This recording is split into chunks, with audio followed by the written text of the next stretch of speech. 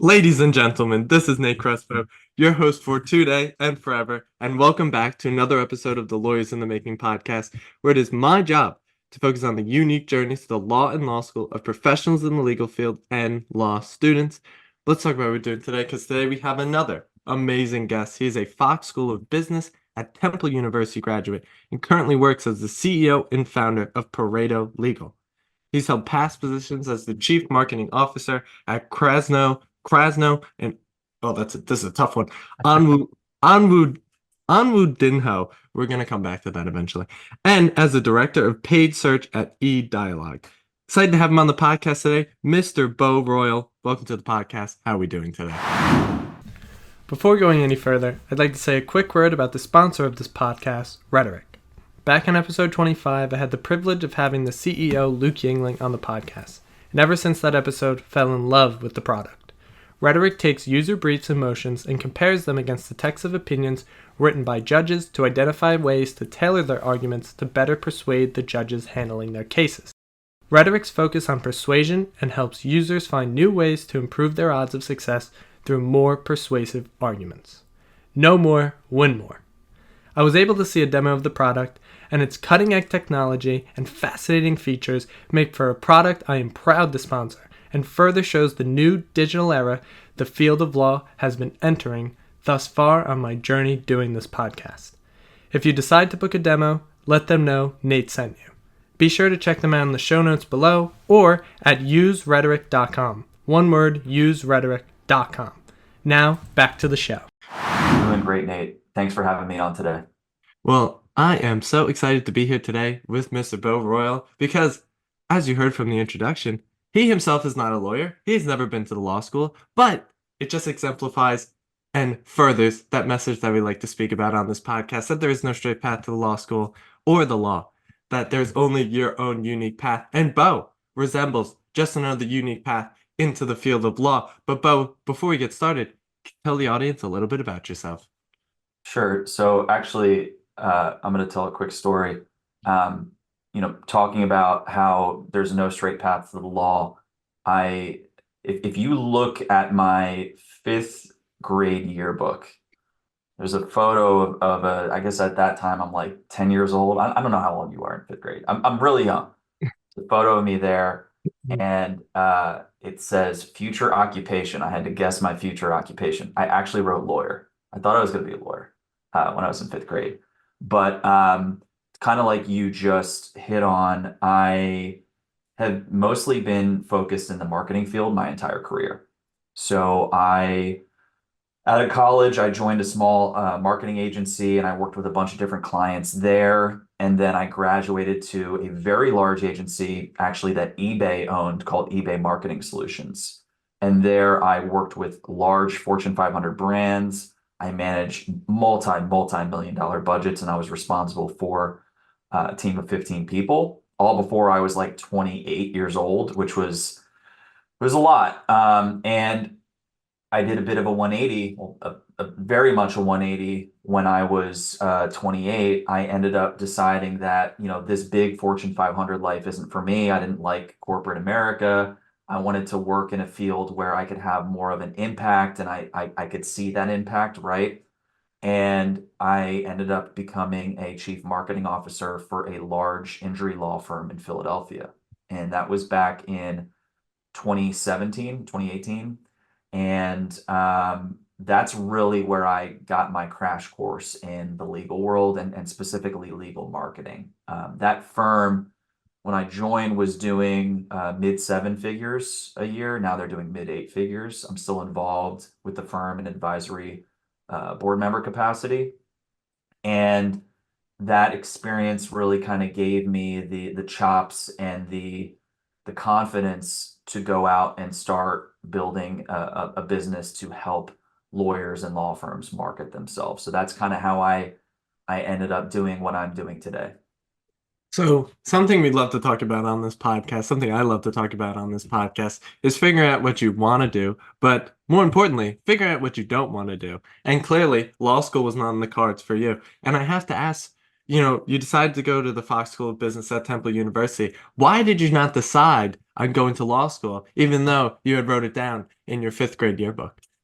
Uh, fifth grade to 12th grade, a lot changes, right? And the whole idea of becoming a lawyer candidly kind of faded out throughout, grade school and middle school and high school. I originally was a education major for the first 3 semesters of college, and after learning that that really wasn't for me, I pivoted and I studied.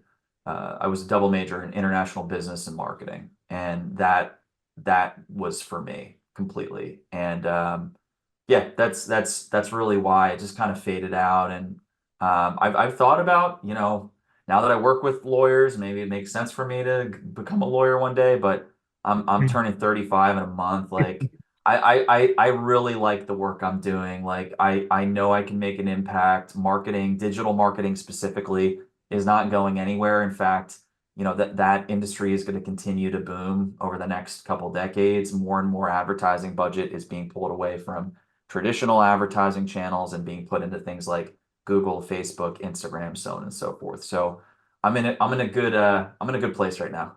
No, I couldn't agree more with that. And to your point with the digital marketing, I think that is such a fascinating thing. More and more people, obviously, podcasting is becoming a huge thing. I think podcasting is going to take over the world one day. That's just me.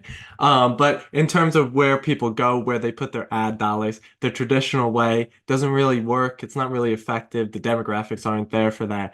But more and more people are going towards podcasts, using influencers as sort of that proxy to Mhm. put their sponsorships out there, to get their message out there, to get their ads out there. It's Yep. just it's the precipice of a new era here where things are moving, and I love to see that. But you said something before, you started off as an education major and you had pivoted. And just like when you were at eBay Enterprise Marketing Solutions, you had also pivoted outside of sort of the big corporate world. So how did you sort of figure out this is the time to pivot? This is the perfect time to sort of change gears and change directions with what I'm doing. I candidly never knew that, and I think people. I could be wrong. Maybe there are people that genuinely have some grand vision and they're like, oh yeah, I'm just following the path, or this is part of my grand plan. Candidly, I didn't have a grand plan. I just knew at the time that, I'm not doing something that I see myself doing in 5 or 10 years. I don't feel fulfilled. I'm not making an impact that I want to. And that was really kind of the catalyst for making the pivot, right? It's not like I knew when I pivoted away from eBay, gosh, that's already like 7 years ago now, that, oh, I'm gonna start a legal marketing agency and I'm gonna be doing all this type of stuff. Like, no, that came about after I made that decision, right? So, um, yeah, I mean, in retrospect, I just kind of was reacting to my current circumstance, right? But it all worked out, and that typically, for most people, it does. Yeah, that just further shows there is no straight path because it is really unique. There is so many different ways. There's so many opportunities that people could get in their life that they never even imagined that it could be possible. It's dumb luck at the end of the day a lot of the times, but it's about expanding that surface of luck, making sure that you're putting yourself in that position to make sure that you could get those particular opportunities. Now I want to talk about AdWorthy. You were there for about 2 years. Can you talk about your experience there, what you learned, what you took away from it? Yeah, that was my first job out of college, like first real like full-time position. I was a waiter, I was a tutor throughout high school and college. But that was like my step into real, corporate living, right? Like corporate life. And it was a crash course. I got a ton of great experience. It was at the time very much a startup type of company, so I got to wear many different hats. I got to get exposed to things that, a very junior employee might not be exposed to today at that company. And I really kind of learned the importance of putting in the effort. The founders there really instilled in me that you can control how much input you put into this, right? In terms of the time that you're spending, the things that you're focusing on, so on and so forth.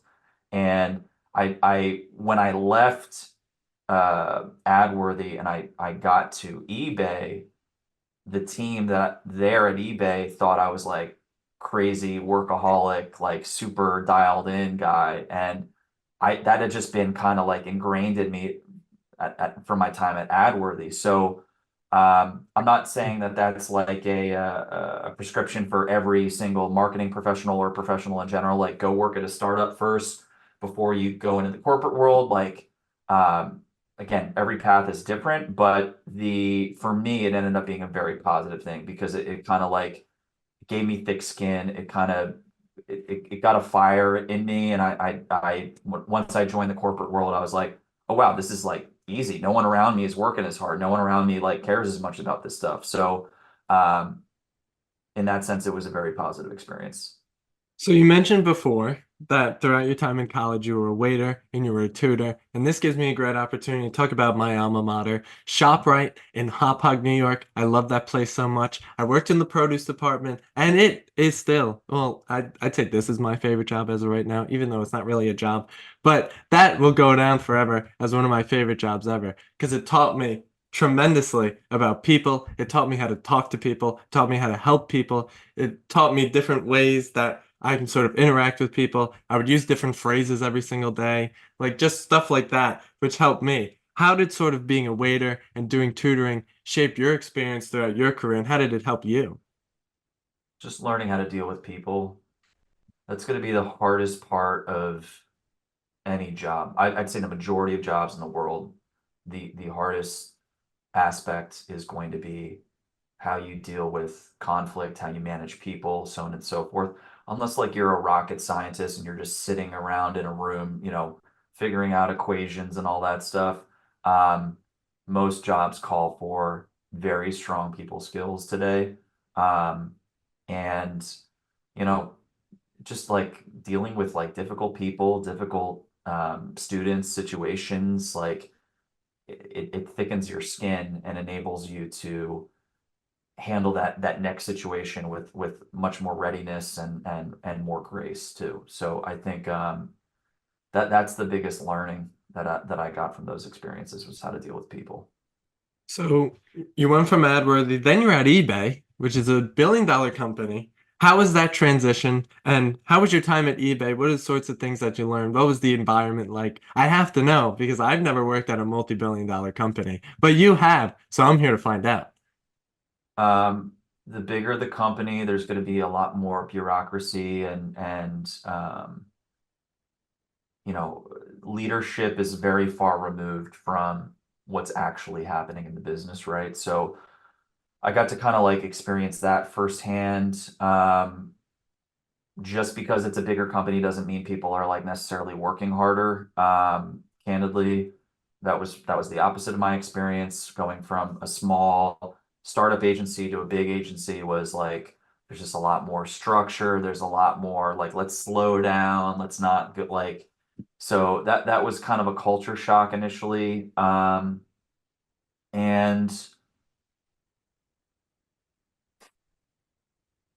with it being there being more bureaucracy and a more clearly defined hierarchy within a large organization, you really have to know you have to know what I'm trying to think of the best way to say this. You have to kind of play within the hierarchy, right? Like you can't like, oh, hey, I have this solution. Let me go just recommend this to the CEO, right? Like if you do that, you're going to make your boss and your boss's boss look bad, right? So like you kind of have to play the politics. I definitely developed a lot of political intelligence working at a big corporation like that. There's a really good book. I think it's called The 48 Laws of Power. I only just recently learned about this book, like a year or two ago. I wish I read that like a decade ago. Um, just a lot of time. Like, have you read it, Nate? You're nodding your head like you have. Yeah. I read it when I was a senior in high school, so right before I came to college, which is Okay. probably I love it though. It's one of my favorite books ever. Okay, you're ahead of the curve then. So yeah, you just learn kind of how to deal with people and how to, I mean, essentially like gain power and leverage over time if you deploy these rules. But yeah, I kind of learned those organically just by being at a large company. Yeah, that's really what I took from eBay. It's definitely one of those books that you don't want to leave on your coffee table for people to say. But I thought it was an amazing book. It's a fascinating book.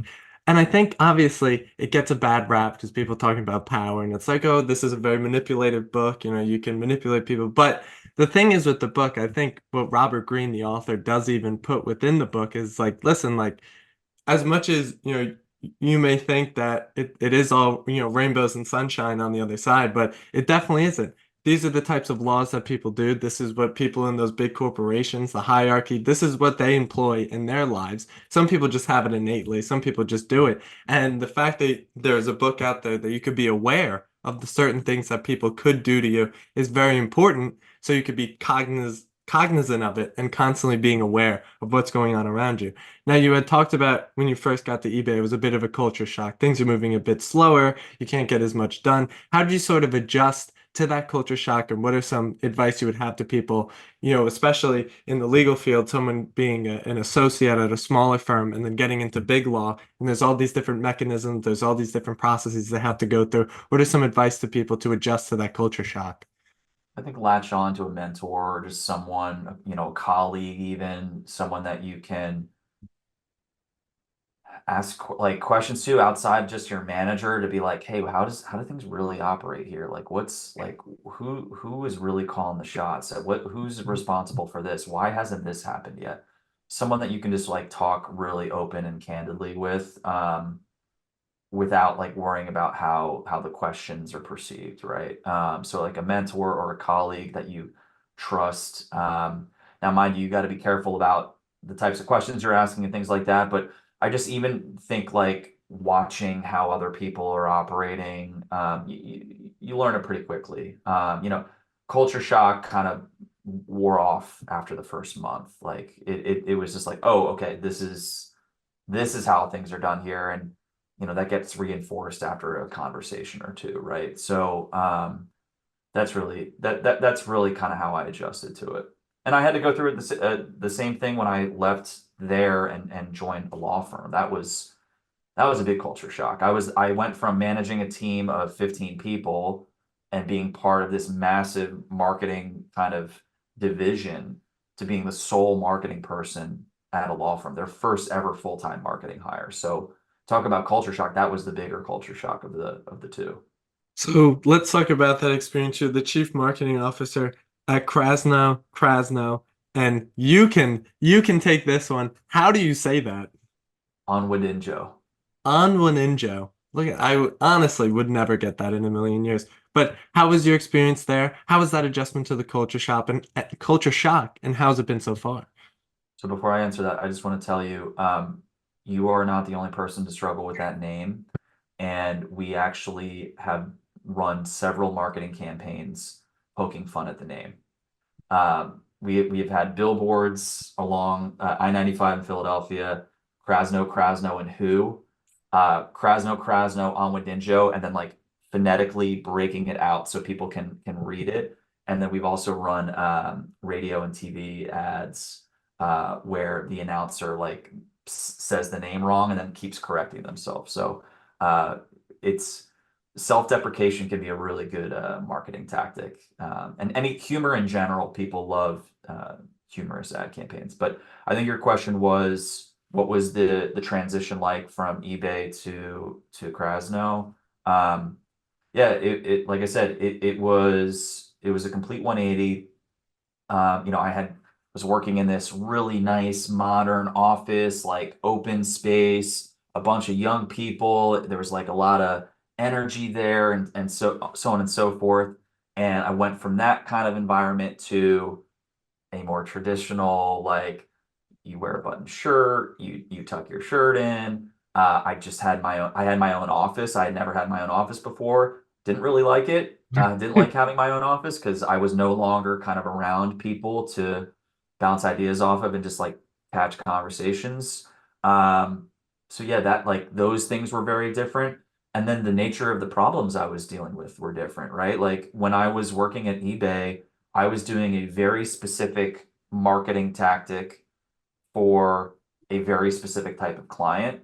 Now I was doing basically I was in charge of all of the marketing for one single client. And that was a big adjustment. Uh, but it was ultimately rewarding because everything that I was doing every single day, everything I was chipping away at was getting us closer and closer to their goals. They had never had a marketing resource historically, like in-house. So just by virtue of me being there for 2, 3 years full time, focusing just on these marketing problems, it really helped propel the firm forward. And look, I'm not saying that like, oh, I was the white knight that came in and fixed everything, right? But I think there's a lesson there for if there's any lawyers or law firms listening that, haven't done that in-house hire before. Bringing someone on full time can really help to catalyze things because it's hard for a managing partner or a solo practitioner to be doing the marketing, doing the intake, doing all the administrative, and then also be dealing with clients and handling the cases, right? And I've talked about this on my podcast with a few attorneys, like a, a big a big thing that lawyers and small business owners need to recognize eventually is that they can't do it all themselves. They have to outsource, whether that's part-time or offshore, or that's bringing on full-time help. But you can't do it all yourself. Like I'll give the analogy. If you're an attorney and a client calls you and said, or a prospect calls you and says like, well, can I do this all myself? Can I represent myself? Well, obviously the answer is yes, but like, is that really in your best interest? Is that really something you want to do? So I think lawyers need to apply that same logic when it comes to their marketing, their finances, their HR, like all that stuff, right? So same concept applies. So when you first get there, I wanna know what the visceral feeling was like. You have your own office, you're the single chief marketing man, you're the person who are dependent on marketing. As I think of it, even myself having my own podcast, it is a blessing, but it is also a curse. The curse is that, okay, this is all on me. Everything that happens here, this is all on me. I put something out there, I'm responsible for it. But that's a blessing as well. You have full creative freedom. What was sort of that visceral feeling? It was like, oh my God, like it's just me here and I could do whatever I want. Those are my four favorite words in the English language, by the way. I mean, it was honestly like freeing because again, I was a small cog in this huge wheel of corporate America. And now I was the wheel. That's yeah, it was scary and um what's the saying? What's the thing in Spider-Man? With great power comes great responsibility, right? Like there was Uncle all Ben. this response. What was that? I think it's Uncle Ben, right? That's his name. Uncle Ben tells Peter Parker, yeah, with great power comes great responsibility. And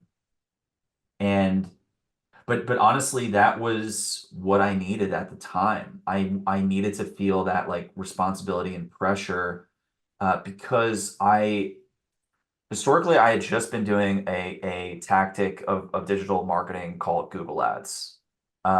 So for people that use Google, which is like 98% of the world, or not the world, sorry, 98% of people in the US.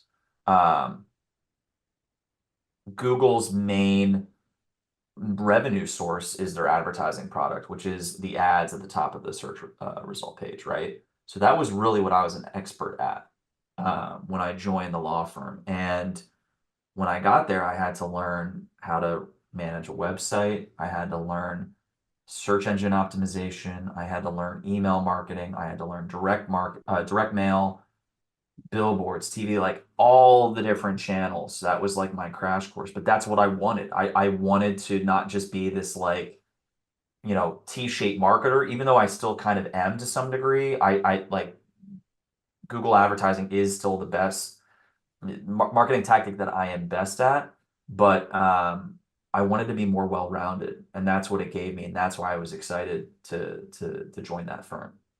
So you master the Google ads at eBay, you're doing all that, but then you come here, you're back to square one at this law firm. How is that feeling to start as a beginner again, to start learning things again? How was that experience?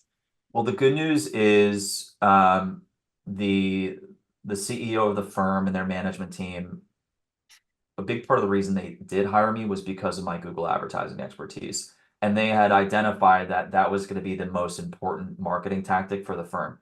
And in hindsight, they were absolutely right. Like Google advertising for lawyers is one of the most effective marketing tactics that a lawyer can run.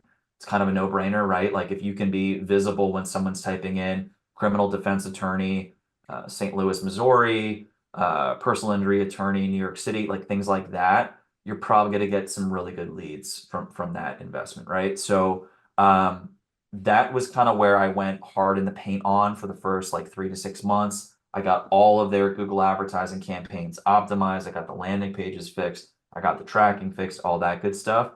And then it was like, all right, now I have to get my head around what are we doing with TV? What are we doing with billboard? How are we answering the calls? That's something else that became my responsibility. The firm really didn't have an intake director or any oversight on their intake function before I joined the firm. So I had to learn how a call center operates and how to build a call center script and all the technology that needs to exist and how to incentivize team members and things like that. So um, it just I kind of just learn by doing. I think that's ultimately the way that I learn, and I think most people learn. You're not going to learn paying for a, video tutorial or going through a course or something like that. That's not to say that, college, higher education isn't valuable. It does have its merits, but I really do think most of the learning in my life has come post graduation or has come outside of the classroom, right? Like going back to my days as a waiter or a tutor, like the most valuable lessons that I've gotten have just come from action, doing it, making mistakes, refining my process, tweaking how I do it, and then deploying again, taking action again, right? So um, that's really how I ultimately ended up learning this stuff. First, I'd just like to say I love your phrasing of the Google ads. You said you went hard in the paint with it. Waka Flocka Flame, one of my favorite artists ever. I had to shout him out there because I just love him so much. He's one of my favorite. But not to get philosophical, because I am a philosophy major. And a lot of time on this podcast, I always start talking about philosophy. I can't help it. I can't keep it within me most of the days. But one of my favorite quotes ever from one of my favorite philosophers ever, Aristotle, he says, knowledge without action is not knowledge at all. And it's just such an important sentiment to put out there that when you learn something, you got to do something about it. And it's something that I've learned. It's something that you've learned throughout your career. And I think it's just such an important thing for people to hear because when they learn these things, when you don't act on it, you forget about it. It doesn't become ingrained in the sort of systems that you have throughout your life, the sorts of things that you do in your daily day. And when you're constantly reinforcing that knowledge, when you're constantly reinforcing those actions, it just makes for beautiful things. But let's talk about what you do now. You're the CEO and co-founder of Pareto Legal. And I always like asking when people start their businesses, it's a bit of a struggle sometimes. How was it for you? It's been the most challenging thing I've done in my career, but also the most rewarding, right? It's funny how that works. There's that relationship between uh, effort and meaning, right? Like, well, for anyone that's doing a high effort thing and they're not getting meaning from it, you probably should stop doing that. But been a very um, positive thing for me. I I'm gonna totally butcher this quote, but I've seen this quote before online where it's like entrepreneurship is it's entrepreneurship is a like self improvement mechanism disguised as a business pursuit. That's not the quote, but really the point of what it's trying to make is by virtue of starting a business, you think you're going to be doing work on the business, and that's true, but the business is going to be doing work on you. And so, like, from your habits to your decision making to just every facet of your life gets impacted when you decide to make the plunge and become a business owner. And you know, I'm not gonna lie, there's been some low lows of being a business owner, but the lessons that you get from those lows are invaluable. And um yeah, it's been the best thing I've ever done. The hardest thing I've ever done, best thing I've ever done. That's usually how it goes. Yeah. And I would say what's even better is that Pareto, the Pareto distribution, one of my favorite things in the world, the 80/20 principle. I know I've had Ernie the attorney on here before, and his podcast is literally named the 80/20 principle. One of my favorite books ever, The 4 Hour Work Week by Tim Ferriss. I love Tim Ferriss. But that's all he talks about in that book. The fact that 20% of your effort leads to 80% of your results. And I love that your name matches up with the sort of sentiments you put out there in the world because it just makes it even better. It makes for a better brand. It's integrated with what is coming out of your mouth. And I think that's such a wonderful thing. And we speak of the low lows. How did you overcome those low lows? What sort of things that you did to ensure that you were still pushing on, that you weren't affected by it, that you just kept going? I'm really lucky that I have a co-founder. Um, it would have been so much harder if it was just me at the helm. And so having someone in the trench with me has been invaluable. Um, and I think you just have to realize that things happen in waves, right? There's ups and downs, and it's sometimes hard to recognize that when things are seeming really impossible and think there's all these fires and a client leaves or a teammate leaves. Um, but it's just part of the process. Um, and you just have to keep, pushing forward, right? Like it's you got to play the long game. It's like investing, right? Like you don't put all your money in and expect a huge return the next day. You got to play that long game. You got a dollar cost average. Keep putting a little bit in every day. Or by the way, this is not investment advice, but it's there's going to be peaks and troughs, and you have to recognize that, and that's just the nature of everything. And but having really good people helps. Having someone in the trench with me helps. Having a really great team helps too. Um, and that's what's enabled me to get through those rough patches. So this is a crazy remark from me right now, but one of my favorite songs ever. Now this is gonna be crazy. Sometimes I like listening to classical music, I do but too. Beethoven's Ninth Symphony. I think that's what the song is about. I think that's the message he's trying to tell, is that there's ups and downs because the music goes ups and down. It gets really calm and it starts building up and then it gets crazy and then it goes back down. So that's a message I got from that song because I love listening to it. I always listen to it all the time. It motivates me. But you talk about your co-founder, but how do you find those people? You find those people through networking. So how important has networking been for you, Bo, throughout your career?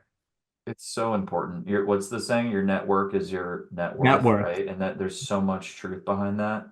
Um, I've just been really fortunate to work with a lot of great people, stay in touch with a lot of great people. Um, Over the last couple of years, I've been doing a lot more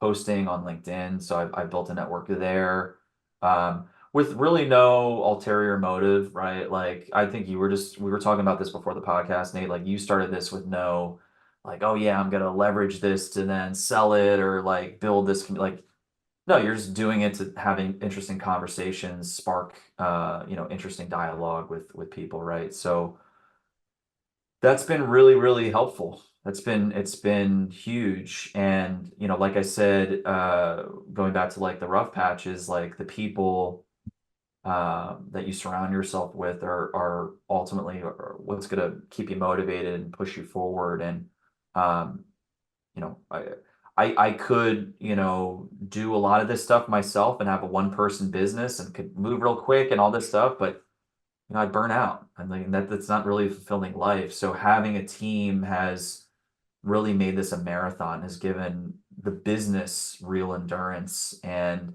I'm not good at everything. I'm not. I suck at most things. So I hire for those weaknesses, and that's that's really what's helped us be a business for the last 5 years and change is hiring great people that can do the things that we're not so great at. And eventually, like, my end goal is either sell the company or bring a CEO in to run it, and I'll go do something else. But it's all people driven. It's all your network. It's all the relationships that you make are ultimately what's going to carry you forward. Yeah, I think what you said before, the fact that, when you started posting on LinkedIn, when I started this podcast, I really had no ulterior motive for myself. It was just to figure out if I wanted to go to law school or not and to see if it was right for me. But I think that's the beauty of it when you go in there and you don't really have that ulterior motive. It just makes it all the more that authentic, makes it all the more that realistic, that sort of person to person interaction, that we're just here to talk to each other. I literally have nothing else to offer you, only the words coming out of my mouth. And it just exudes that authenticity that is just so important in this world, especially in terms of marketing, in terms of branding. And can you speak a little further on that? Talk about how important authenticity is when you're doing your marketing, when you're doing your branding. Yeah, I think the consumers today have a very low bullshit tolerance. They can kind of see right through it, right? So I think being authentic is always the best approach for any influencer, business, corporation, what have you, right? So that's really it. I mean, that's the only way I've known how to operate and market my company is and myself is just being very candid, not, having a lot of falseness or pretense in the things that I'm saying.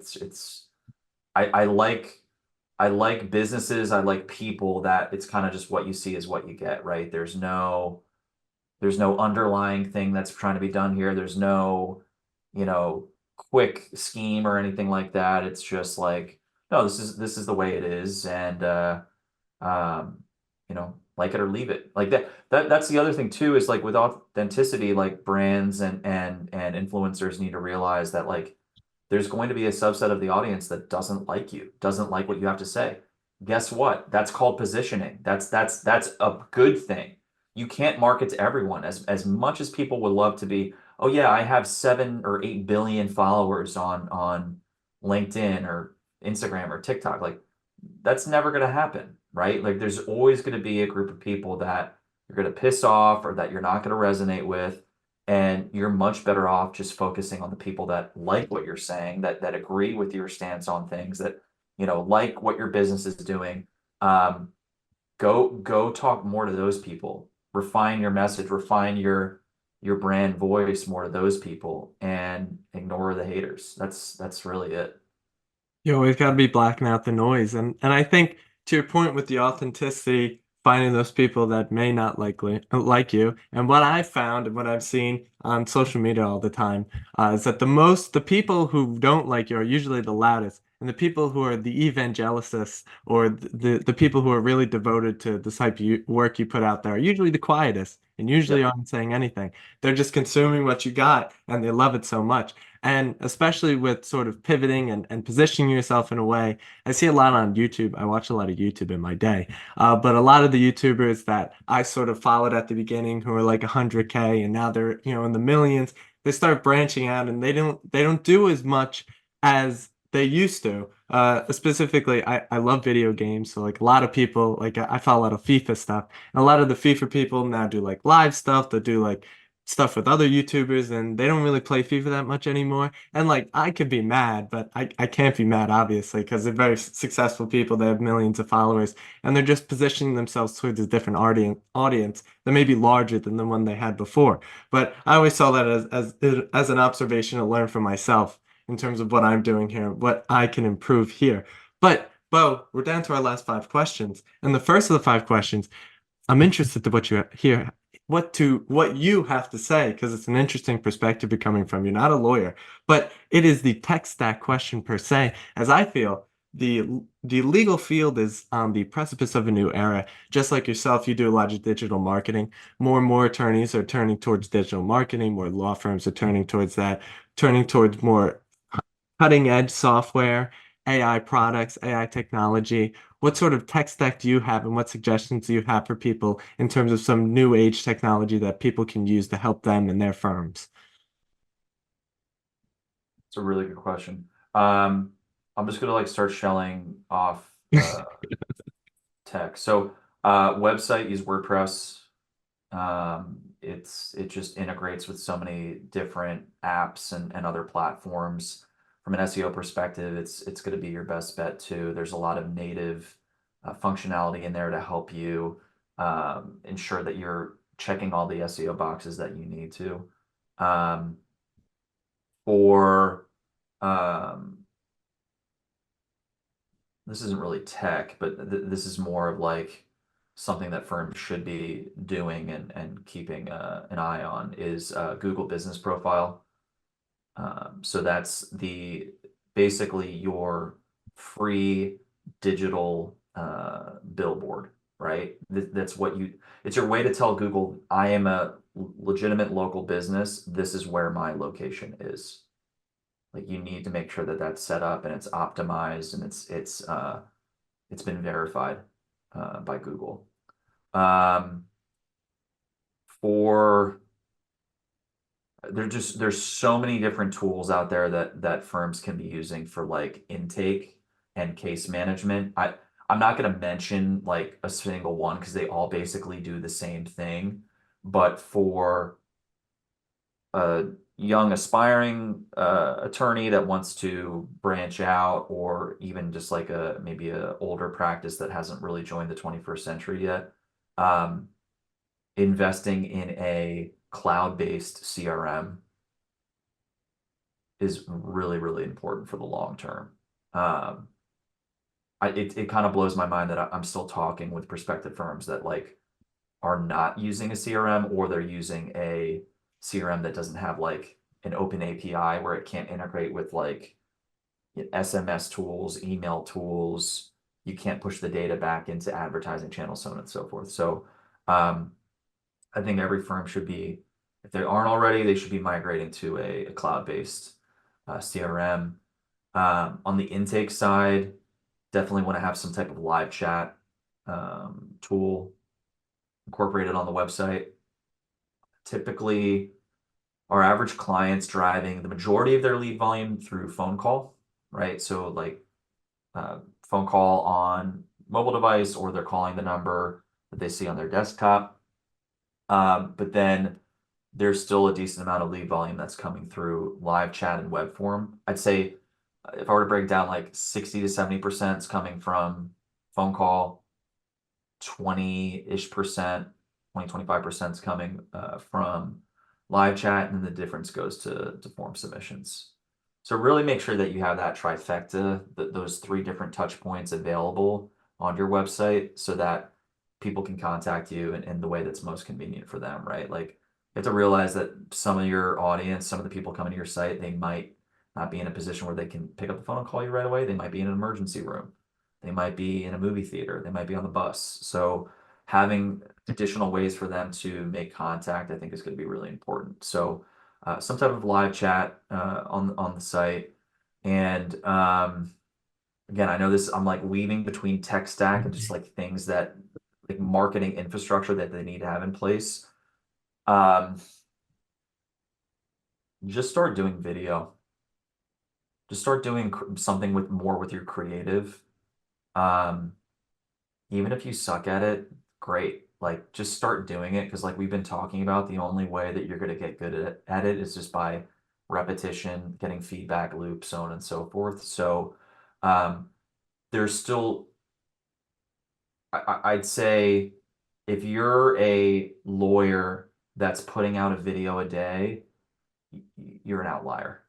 And being an outlier is how you get noticed, and being noticed is how you get clients. So um, there's a ton of tools out there that can help you record. I use a tool called I'm blanking on it right now. It is Riverside. Mhm. It's what we use for video and podcasting. And then we send our video content to an offshore team that does all the editing and makes it look pretty and puts a soundtrack with it. Um, so really all we have to do is just come up with the content. And lawyers have a ton of knowledge embedded in their brains. And part of your job is to break down all of that knowledge so that your audience can understand it and use it to make better decisions in their case, or really kind of just convey that this is really complicated stuff. You're going to need someone like me to help you navigate this process, right? But I guess again, I know this isn't like tech stack stuff, but like more of like these are things lawyers should be doing today. Um, I I don't see any reason why every law firm or solo practitioner shouldn't be putting out video content every single day. I mean, I love it. It's the triangle trifecta of success. You need these things to in order to be successful as a law firm. And I love what you said before, talking about positive feedback loops and sort of systemizing in a way that you can get those positive feedback loops and also incentivize those systems to ensure that you're getting the outcome you want. One day I will sound like Mark Andreessen and I'll feel great, but not today. Today is not the day that I sound like him. When he talks about systems, he has a whole podcast that he did about it, and I loved it so much. I suggest it to everyone. But fourth to last question here, live on the Lawyers in the Making podcast, Bo Royal, what are your book recommendations for people out there? Doesn't have to be about the law, just some of your favorite books, something you give a gift to someone. I'll say we've been talking about the Pareto principle. Probably the most important marketing book that I've read is a book called 80/20 Sales and Marketing. I read that book. It was actually recommended to me at my first agency at AdWorthy, and it really kind of opened my eyes to this idea that only a minority of things are driving outcomes. And it's part of my job as a marketer, it's part of my job as a human being to take notice to the things that I'm doing that are leading to positive outcomes or the outcome that I desire, right? And so applied to a marketing context, or even more specifically to a legal marketing context, 20% of your marketing activities drive 80% of your case volume. And it's part of your job as a law firm marketer or an owner operator to understand where those cases are coming from and then double, triple, quadruple down on the activities that are driving those outcomes. And so that's really what my agency does. We do digital advertising, but a big part of what we do as well is analytics. So we help firms understand their data and tie their case data back to the originating marketing tactics and campaigns that led to those cases, right? So it's way easier said than done. There's a lot of technical work that needs to happen to make that a reality. But that book really kind of set the stage for how I operated as a marketer throughout my career. It's still how I operate. My team hears me bring up the 80/20 principle all the time. Where's the 20%? That's a common question I'll ask for every single account. And then I'll just be like, well, why are we spending time outside this? Like, let's just focus here. Let's keep making this 20% better, because it's a lot easier to focus there than try to scramble and make the other 80% work, right? So for any person that is interested in marketing or digital marketing, I can't recommend that book enough. It's amazing. Yeah, the 80/20 principle itself, when I first learned about it, and it was like my first year of college, and I was reading about it and I was like, nah, this can't be true. And then I kept reading on and I was like, okay, maybe this is true. And it blew my mind into quintillion pieces. I was like, it was so fascinating. And it reminds me of in the 4 Hour Work Week, one of the stories he tells when Tim Ferriss started his supplement company, there were like these two or three companies that he was working with and selling his supplements to, and it just took forever. And they would complain all the time, and they'd be calling him and sending stuff back. And eventually, he realized he's like, I have these two or three clients that are really giving me a hassle that I'm spending almost all of my day working with to ensure that they're getting the products that they need, and they're still complaining all the time, calling all the time. But I have these four or five other clients who never say anything to me, who just send me a check and go on with their day. And he realized, screw these two or three companies, not in a bad way, but in sort of, I don't need to hassle with this. Let me quadruple down on these four or five that are working for me, and I'll be even more successful. And obviously, he was. He's, a podcast OG, has one of the biggest podcasts ever. Podcast of the year 2015. That was like the first time they ever gave that award, and he won it because he's just such a goat. But third to last question here. What are the sorts of things that you consume, not food, consume on a daily basis, either that be through social media, so Instagram, X, LinkedIn, Substack, YouTube, Reddit, any people that you follow that you suggest to other people, any podcasts that you listen to? What's crossing the transom of Bo's mind on a daily basis? Um, I I've really tried to limit my social media use these days, Facebook, Instagram specifically. Um, Probably 6 to 12 months away from deleting them completely.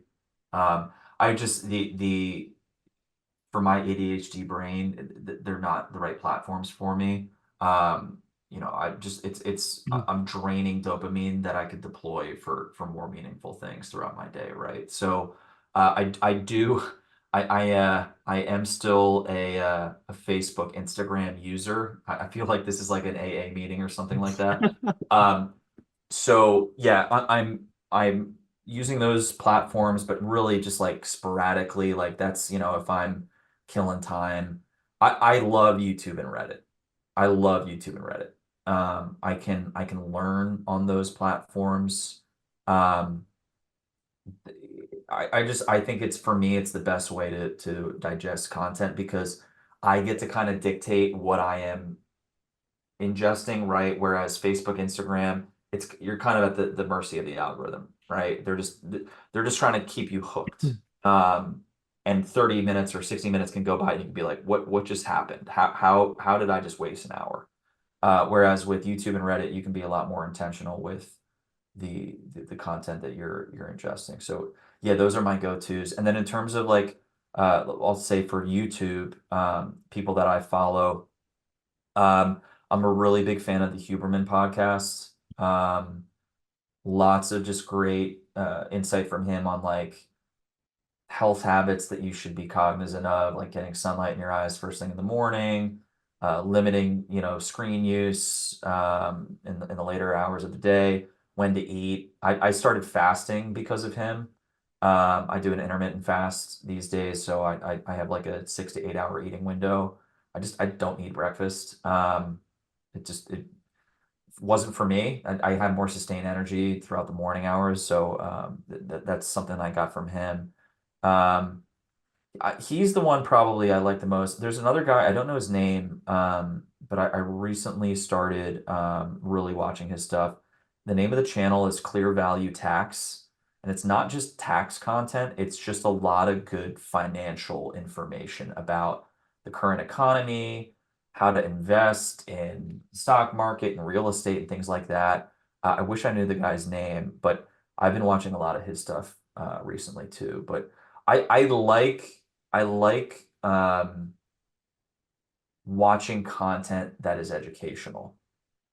I don't need to see a clip of some reality TV show. I don't need to see, you know, some entrepreneur showing off his Lamborghini, any of that crap. I want to learn, and for me, YouTube and Reddit are the best places to do that. Yeah, I love Andrew Huberman, one of my favorite podcasters ever. I listen to his podcast a lot. One of my favorite ones, he did like an 8 hour one. I listened to the whole thing. It was only about sleep. So I learned everything you possibly can know about sleep, and I still don't get enough. But um, I love YouTube. I love Reddit just like yourself. I love learning on those things because you really can curate the content where you go on there and the recommended episodes or the recommended videos or the recommended threads are things that you're interested in and things that you want to continue learning on. So I love that. I love YouTube. I'm always on YouTube. And I myself am an app deleter. If I stay on Instagram for 10 minutes too long, I delete the app. I'm like, you're gone. So sorry. And I do that with every single app. If I feel like I'm on there for too long, I just delete it. And Yep, it's sort of like the psychological thing. Because then when I go to it and I'm like, oh, I deleted it, then I have to re-download it, then I have to log back in, and that just like takes way too long. So yep, I'm sort of just constantly tricking myself, even though I do sometimes re-download it and log back in and keep doing I whatever. do too. You can't you gotta let the urge go like sometimes just like all right it's fine just a little bit and then I'm on there for an hour. But second to last question here, you got Pareto legal, you're doing all this legal work, you're doing digital marketing, but what does an ideal Friday night and Sunday morning look for Bo? That's a great question. If you asked me this 5 years ago, the answer would be very different. I'm turning 35 in a month. So Friday night, I love a chill night, just hanging out with my wife, maybe going out to dinner, coming back, watching a movie, and staying on a schedule and going to bed at a decent time. Ideal Saturday morning, wake up, go to the gym. We belong to a gym that's like not even a mile from our house. Get a workout in within the first, hour and a half of the day, and then go hit the beach and do some surfing for a couple hours. I live down in Florida, so we got warm water year round, and if I'm lucky, there's a good swell coming in and some waves. So that's like the perfect Saturday morning for me. I used to like Friday nights the best when I was younger because that means I could go and party and hit the bar and stuff like that. But Saturday mornings are actually my favorite time of the week now. So that's my favorite time of the week. Well, I have to say, Bo, I'm super jealous. I live in cold Albany, even though it's no, it even is cold today. It's May. Come on. I complain about the weather all the time. I can't not. I just need to be in the sunny shores of Florida soon enough. Surfing. I have to get into some surfing. I've never surfed before in my entire life, probably because I learned how to swim when I was in sixth grade. But it's baby steps for getting there. I'm getting my backstroke down and such. But I have to ask you, like you like watching movies, you're always what are two or three of your favorite movies? That's such a hard question. I'm a big movie buff, so there's just so many. I mean, let me think about like childhood movies. Like, I got a VHS of Jurassic Park when I was like 10 years old. And my mind was blown, like seeing that movie. I was like, did they actually bring dinosaurs back to life? Like, how did this happen? Um, I just have a sweet spot for that movie. Like any like Spielberg movie is typically going to be just like amazingly done. But that like yeah, Jurassic Park I love. I really love sci-fi movies. There's just something about them that I really love. So like oh gosh, what's another movie? I'm thinking like The Terminator. I'll do a different genre. So comedy, Ferris Bueller's Day Off. Love that movie. I saw that when I was like probably around the same time as I saw Jurassic Park, and it just like the charisma and humor of Ferris Bueller was like burned into my brain. I was like, I want to be Ferris Bueller. Um, I just remember dying laughing throughout the entirety of that movie. And then I'll do a different genre. I'll do horror, The Shining. I love The Oh, Shining. Jack Nicholson, and I guess that was a Stanley Kubrick movie. Just like it's just such an unsettling, eerie movie. The way it's shot, the cinematography, the performances in it are amazing. Um, those are like three movies that if they were on television, if I was like scrolling through, I'd be like, all right, this is what I'm gonna watch for the rest of the day. I love that. I love the Stanley Kubrick movies. Shining, one of my favorite movies ever. Just like you said, the cinematography was ridiculous, and I love that he's in the painting at the end. Sorry, I'm sorry if you haven't seen The Shining. I just spoiled it for you. But I actually love Quentin Tarantino's movies. I So do. I'm actually one of my favorite movies of his, and this is gonna be great, but I love Natural Born Killers. I think it's such a great movie.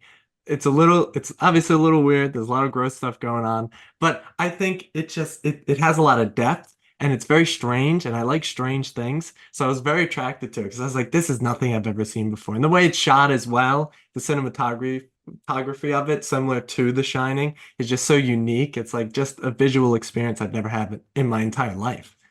So I'm going to take that recommendation. I'm going to watch that. I have not seen it. I believe he was the screenwriter for it, but he didn't direct it, correct?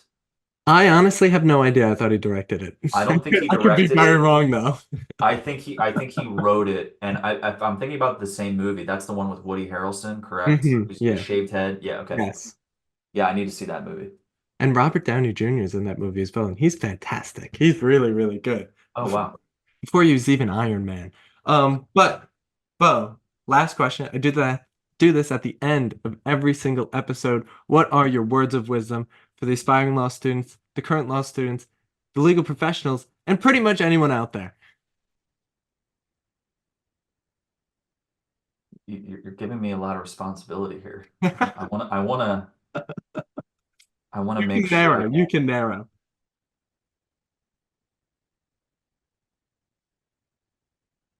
this isn't gonna be very wise. Um, it's all gonna work out. It's all gonna work out. It's hard when you're young. There's so much uncertainty. There's so many different paths you can go on. You're gonna figure it out one way or another. And you might not figure it out as quickly as the person next to you. You might not figure it out as elegantly as the person next to you. Um, just keep going. That's it. Just I keep love it. going. Yeah. I love the sentiment. It's so important. You just got to keep going. And I got to shout out a book I just finished, The Alchemist. I've never read it before because it was too cool for it was too cliche. Nate's too cool for school. But I was like, you know what? I give it a try. It's my second favorite book ever, not my favorite book. Brothers Karamazov will always be my favorite. It's too much of a masterpiece. But like they say, when you have a desire so strong, the universe will conspire with you to achieve that desire. So you just got to keep going. Your personal legend will be found. You just got to keep chasing it. But Bo, that's the episode. That's the podcast. So thank you so much for coming on here, spreading your wisdom, spreading your experiences. And for everyone out there listening, thank you for tuning in. And be sure, check us out, lawyersinthemaking.substack.com. Lawyers in the Making, one word, substack.com. And I will see you in the next one.